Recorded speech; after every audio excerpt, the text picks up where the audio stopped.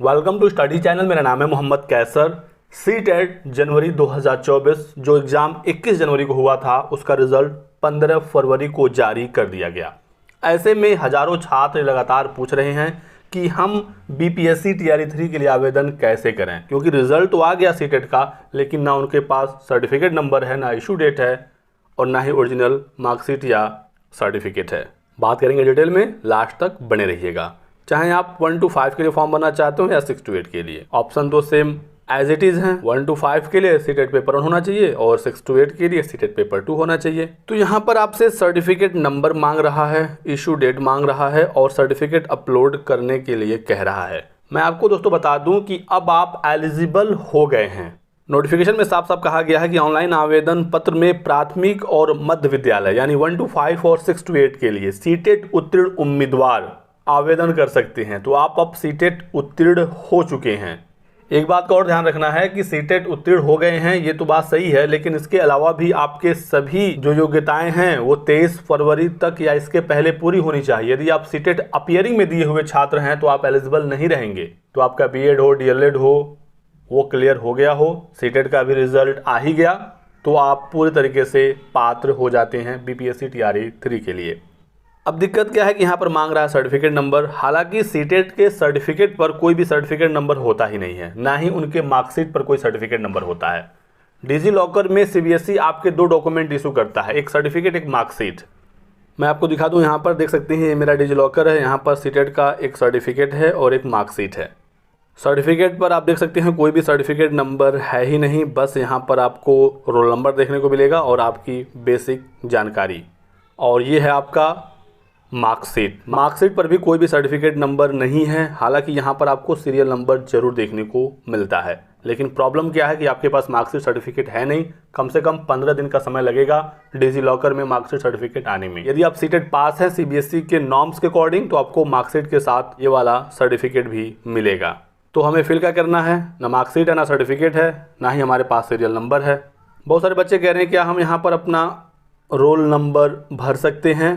तो roll number आप मत भरिएगा, क्योंकि यहाँ पर आपसे सर्टिफिकेट नंबर मांग रहा है। यदि इनको रोल नंबर यहाँ पर भरवाना होता तो सीधे सीधे ये यहाँ पर लिख देते रोल नंबर, आप रोल नंबर सीधे सीधे इंटर कर लेते।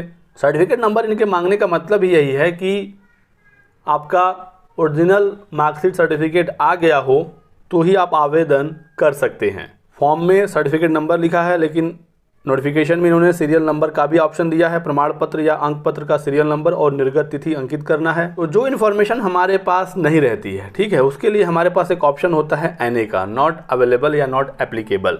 ठीक है, सर्टिफिकेट नंबर या सीरियल नंबर मांग रहे हैं, हमारे पास है नहीं, तो हम एनए लिखकर अपने फॉर्म को भरेंगे। यदि आप रोल नंबर भरते हैं तो वो गलत इन्फॉर्मेशन हो जाएगा।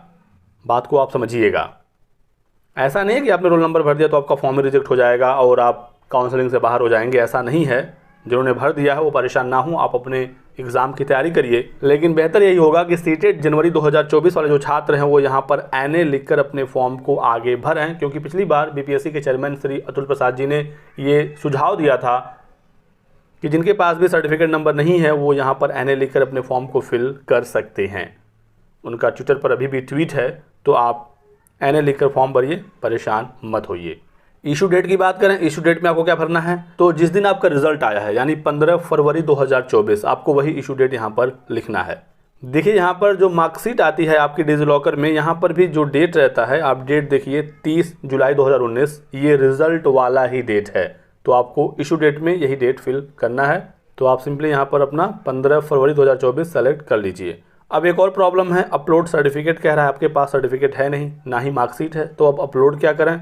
तो इसके लिए बस आपके पास एक ऑप्शन है कि जो आपका रिजल्ट है सीबीएसई की वेबसाइट पर, जो आपका रिजल्ट दिख रहा है इंटरनेट कॉपी, उसी को पीडीएफ फॉर्मेट में कन्वर्ट करके यहाँ पर आपको अपलोड करना होगा। क्योंकि 23 फरवरी तक डिजी लॉकर में आपके सर्टिफिकेट आ नहीं पाएंगे, लास्ट समय का आप इंतज़ार करेंगे तो फिर फॉर्म में भी समस्या होगी, लास्ट में सर्वर में दिक्कत आती है।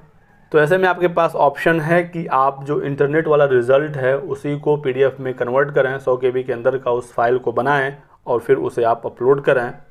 डीवी में आपको ये समझाना होगा कि उस समय हमारा डिजी लॉकर में सर्टिफिकेट मार्कशीट नहीं आया था, अब आ गया है, तो आपको इंटरनेट वाला कॉपी भी डीवी में लेकर जाना है। उसी के साथ साथ सप्लीमेंट्री डॉक्यूमेंट के रूप में आप अपने डिजी लॉकर वाले डॉक्यूमेंट भी लेकर जाएंगे।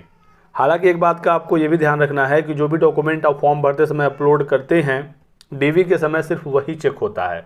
लेकिन यहाँ पर समस्या आपके साथ ये है कि आपके पास ओरिजिनल डॉक्यूमेंट है नहीं, तो आप इंटरनेट वाला अपलोड करके फॉर्म भर दीजिए, क्योंकि यदि आप यहाँ पर डॉक्यूमेंट अपलोड नहीं करते हैं तो आप फॉर्म ही नहीं फिल कर पाएंगे, क्योंकि यहाँ पर स्टार लगा हुआ है और इसका मतलब है कि ये डेटा आपको फिल करना कंपलसरी है।